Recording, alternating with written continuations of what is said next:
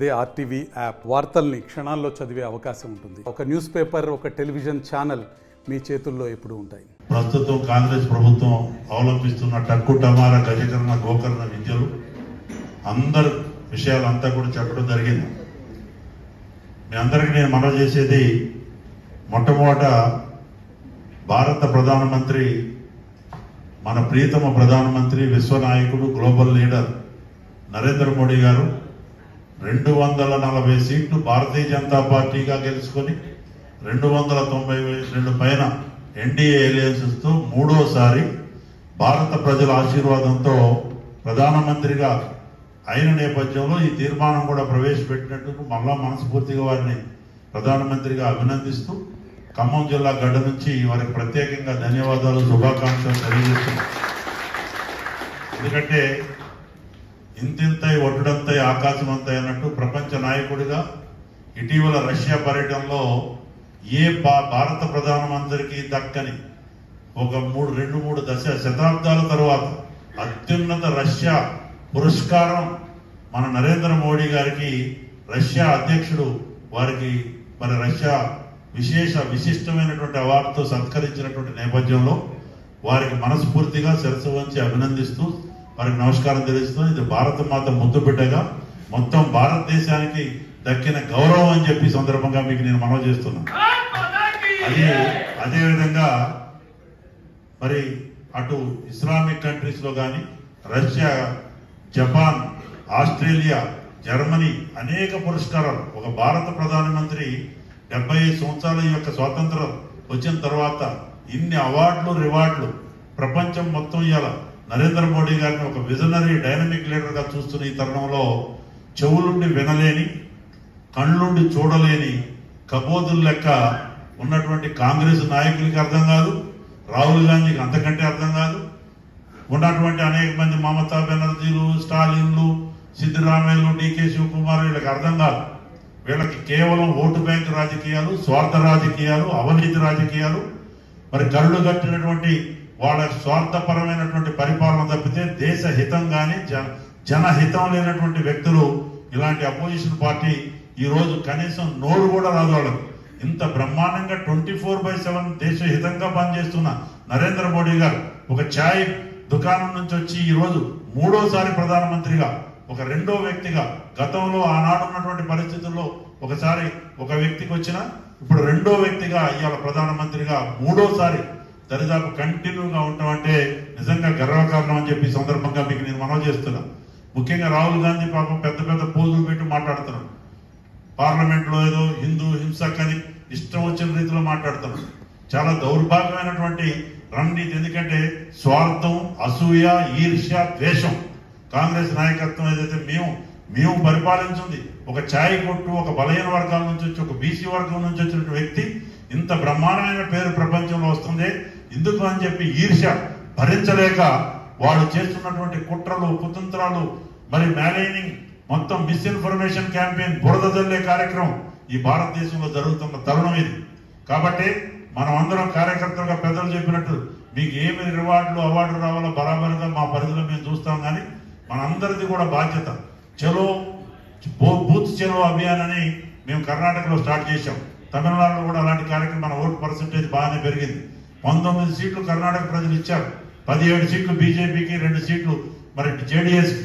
ఇలా 142 సీట్లు పైన ఎక్కువ ఆధిక్యంలో మనం 224 కర్ణాటక హౌస్ లో కర్ణాటకలో పరిపాలిస్తున్నటువంటి 6 గ్యారెంటీల పేరుతో మోసపూరిత పరిపాలన చేస్తున్న సిద్ధరామయ్య గవర్నమెంట్ వ్యతిరేకంగా రాహుల్ గాంధీ నాయకత్వంలో ఇవాళ కర్ణాటక ప్రజలు ఇచ్చినటువంటి తీర్పు 142 సీట్ల పైన ఈ రోజు భారతీయ జనతా పార్టీ ఆధిక్యంలో ఉన్నది. ఎప్పుడు ఎలక్షన్లు వచ్చినా కర్ణాటకలో వచ్చేది మన భారతీయ జనతా పార్టీ ప్రభుత్వం.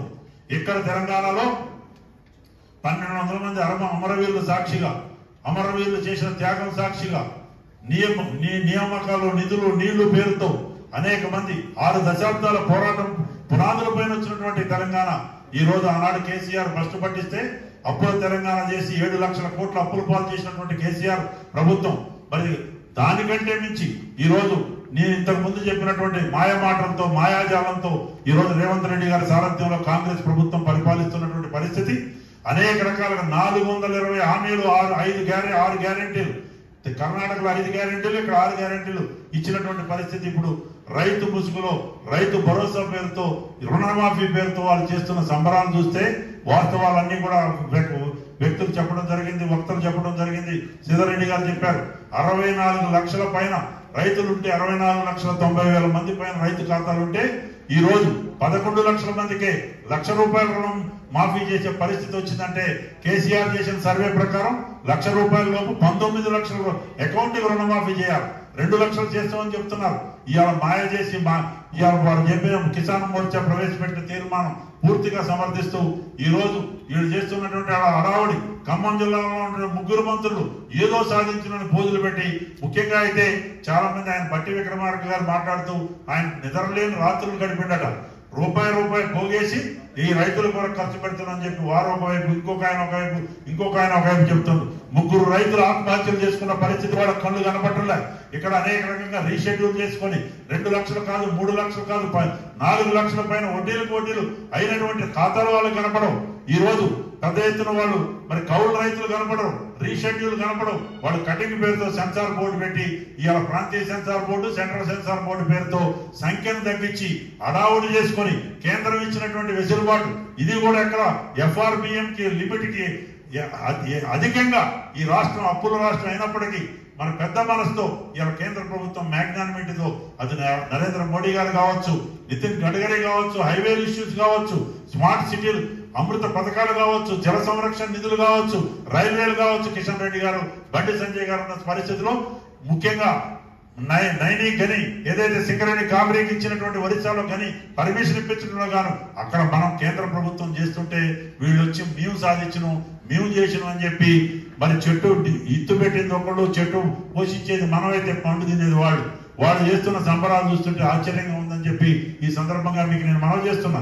ఇదే పరిస్థితి కర్ణాటకలో కూడా ఆనాడు ఇప్పుడే పెద్దలు తీర్మానాల్లో చెప్పారు.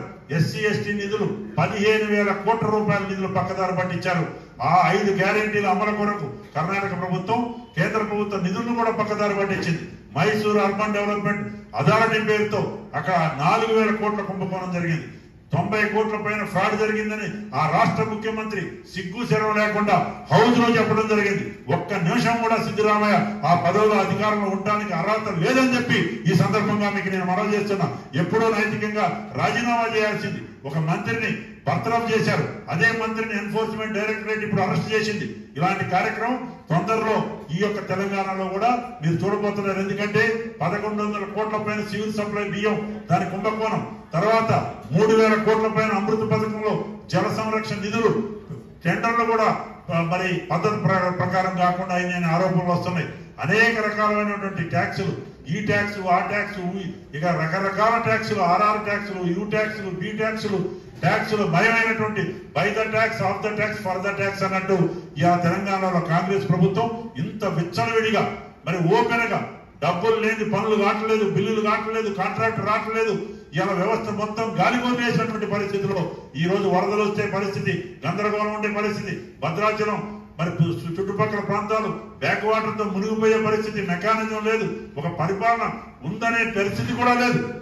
ఈ రోజు ఏ ఉస్మానియా అయితే గుండె లెక్క తెలంగాణ ఉద్యమానికి ఉన్న ఉస్మానియా యూనివర్సిటీ విద్యార్థుల్ని, ఎందుకంటే ధర్మాన్ని మేమందరం కూడా విద్యార్థి మూవ్మెంట్ నుంచి వచ్చినటువంటి వ్యక్తులు, సెంట్రల్ లైబ్రరీ దగ్గర అమాయకులైనటువంటి విద్యార్థులు లైబ్రరీలో ఉంటే వాడిని మామూలుగా గొడ్లు బాదినట్టు బాది ఇలా పోలీసు అక్కడ దమనకాండ చేసినటువంటి పరిస్థితి కూడా మీరు చూస్తున్నారు.